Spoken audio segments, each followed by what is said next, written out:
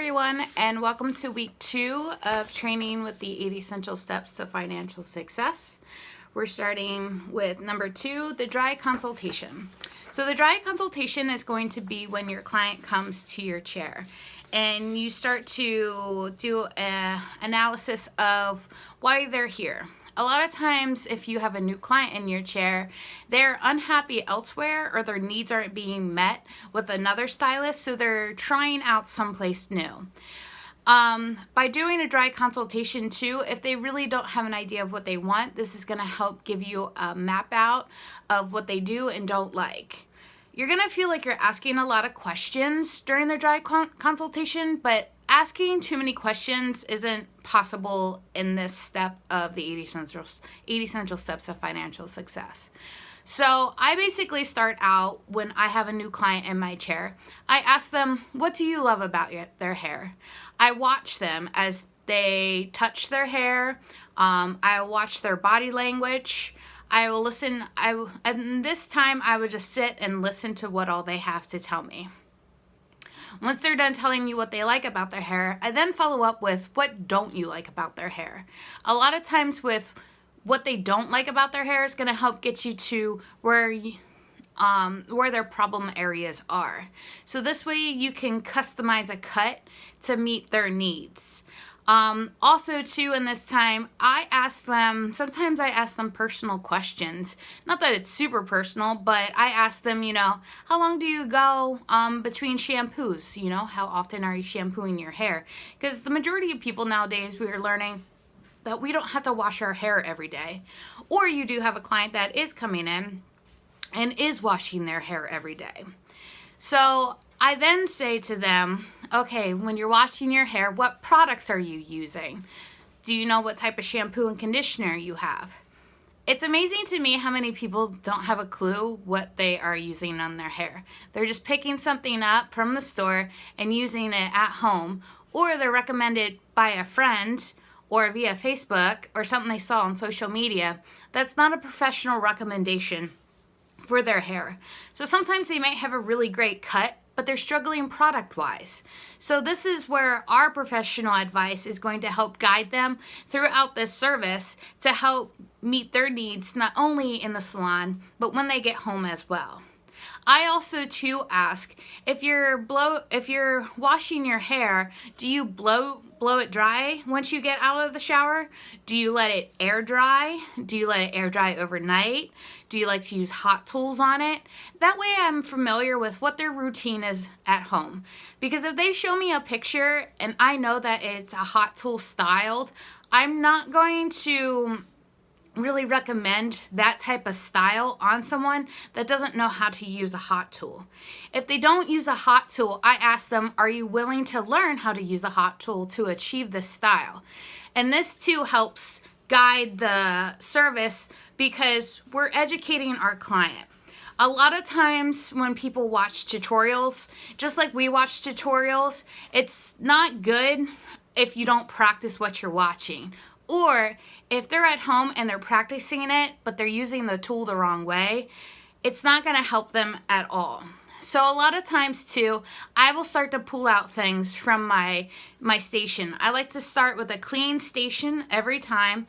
That way, as I'm pulling things out, I'll let them lay on my counter as far as like hot tools or brushes. And then that way too, they'll sit there and stare at them the whole time during their cut, and then that way too they kind of get excited to see me pick that tool up and use it.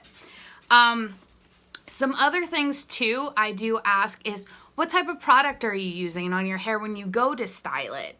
A lot of times people aren't using you'll have your clients that'll use some things, and then you have your clients that won't like any product at all. So I'm not going to use about 5 products on someone who doesn't really use a lot of product at home. I will start them with something really simple as far as, give them a nice rundown of the shampoo and conditioner that I'm going to use on them. And also too, I might follow up with just 1 or 2 products once I get them back to the chair. You guys know that my go-to product is the beautifying serum. So even if it's someone that doesn't like a lot of product in their hair, we know that something like beautifying serum or something like the Illuminate is going to dry in their hair to the point that they're not going to even feel it in their hair.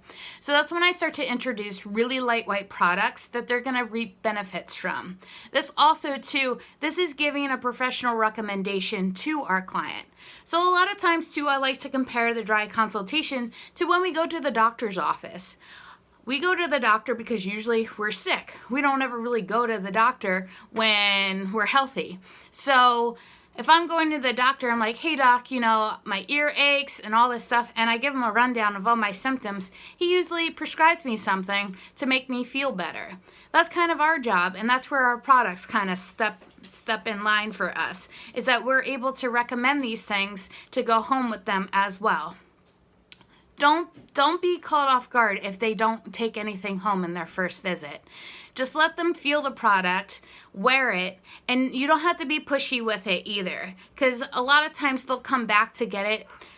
Or a lot of times too, once the hair is dry, I let them run their fingers through it, and then the products kind of speak for themselves.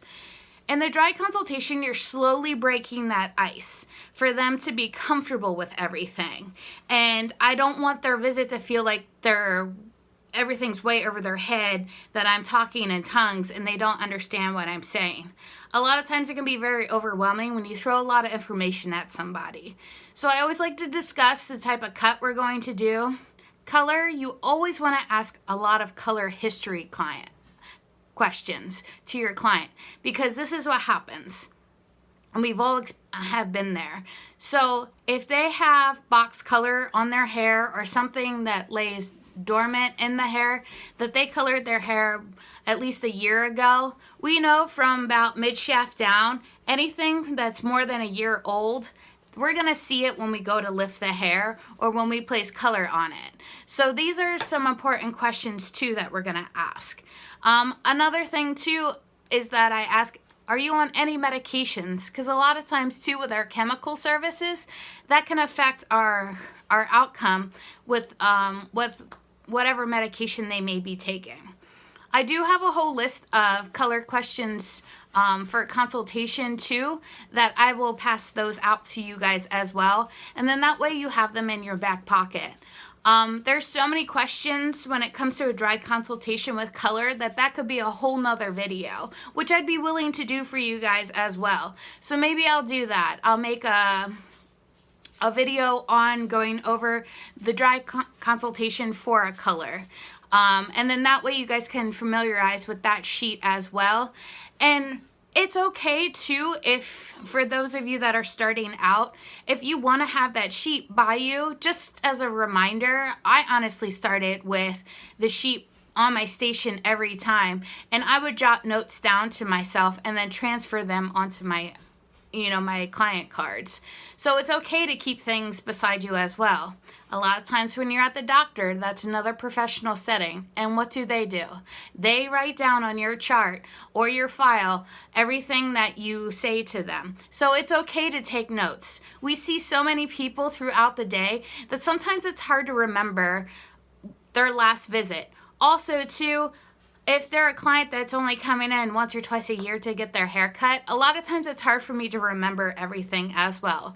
So this is where I'll start to jot down notes and create my client file for them as well. So just a little side note, if you have a returning guest that you've seen multiple times, I always sit them down in my chair and I just assess, how was your last visit?